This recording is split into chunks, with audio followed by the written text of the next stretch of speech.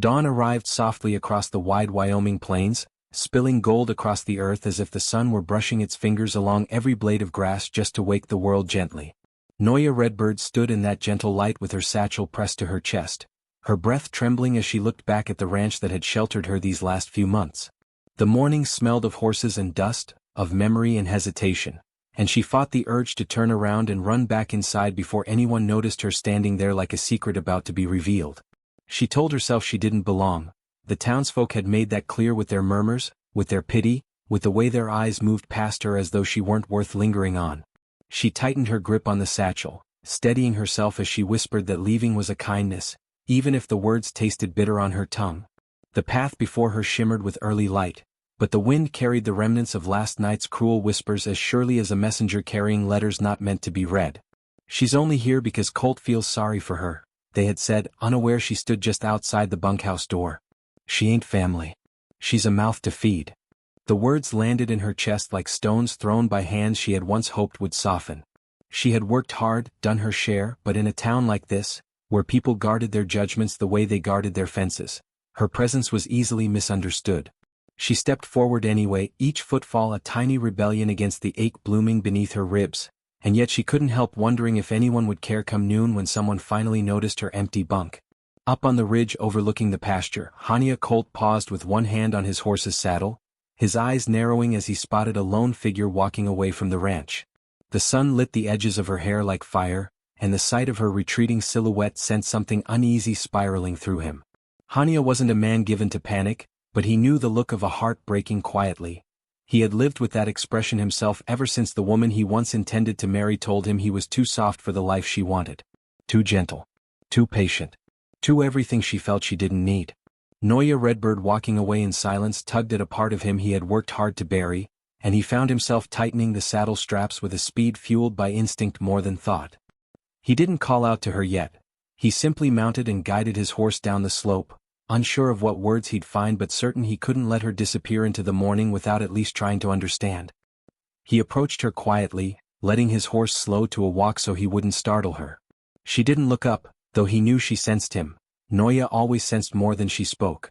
Her shoulders were stiff, her posture small but stubborn, as though she were bracing herself against more than just the cold morning air. When he offered her his canteen, she refused with a small shake of her head, and he could tell the gesture wasn't about thirst, it was about guilt, about believing she didn't deserve even simple kindness. That thought stung him more than he expected. He dismounted and walked beside her, the soft crunch of gravel under their boots creating a rhythm that felt steadier than the silence between them.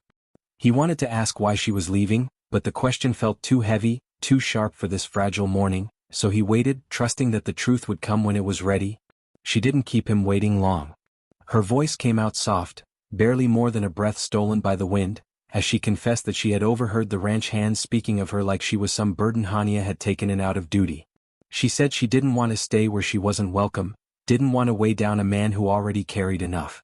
Hania listened, his jaw tightening, not in anger at her, but at the smallness forced upon her by people who mistook quiet for weakness. He told her that folks judged him too, that they called him the softest colt in the family, unfit for long trails or rough seasons. The admission surprised even him, but the way Noya's gaze flickered toward him, just for a heartbeat, made it feel worth the vulnerability. And yet, before anything more could settle between them, a gust of wind swept across the plain, carrying with it the first low rumble of an approaching storm. The sky behind them darkened fast, a purple bruise blooming across the horizon as if the earth itself were preparing for a fight.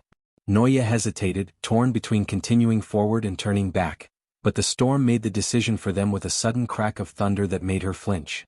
Hania touched her elbow gently, just enough to guide, not enough to claim, and pointed toward an old trapper's cabin half buried against a slope. They made for it as rain began to spit at the ground, gathering intensity with every pounding step.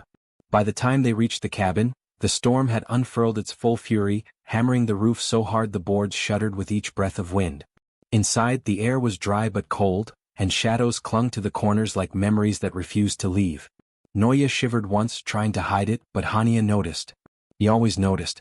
When she offered him her blanket despite her shaking, he gently placed it back around her shoulders, his fingers brushing her collarbone with a tenderness that felt both new and ancient at the same time.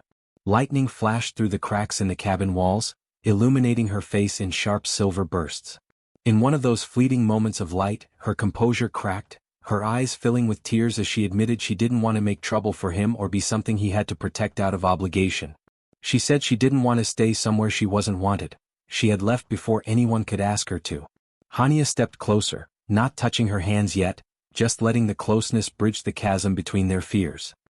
He told her softly that she had never been trouble to him, never been a burden, not once. He said she steadied him in ways she didn't even realize, that her presence quieted the noise in his mind the same way dawn quieted the night. The words left him raw and honest, stripped of the armor he usually wore. When he finally took her hand, it wasn't a claim or a request, it was the offering of a man who had more wounds than he cared to count, reaching out to someone who carried her own scars with more grace than she knew. The storm raged on outside, but inside something shifted, something warm and steady and startling in its clarity. They sat close, not touching more than their hands, but sharing the kind of silence that eases pain instead of deepening it. Hours passed in that muted sanctuary of rain and heartbeat, and when dawn finally began to creep back across the sky, the cabin felt transformed. The world outside glistened with newness, the earth dark and rich from the rain, and the sky clear in a way that made everything feel possible again. They walked back toward the ranch side by side, not rushing, not hiding, their steps aligned like two paths finally merging after too long wandering alone. People stared when they approached, whispers rising like a familiar wind, but Noya didn't shrink. Hania walked beside her with quiet certainty, his presence steady enough to silence even the boldest tongues.